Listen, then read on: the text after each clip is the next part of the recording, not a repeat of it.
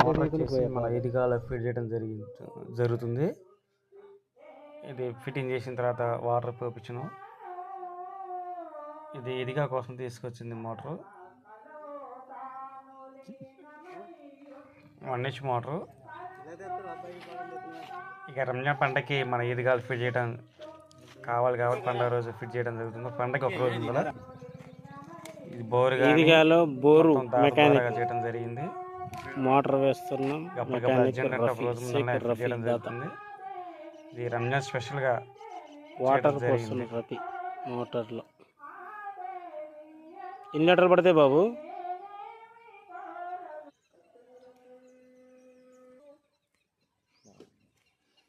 ముబీన్ మా గురుగారు కూడా వచ్చారు అడిగి.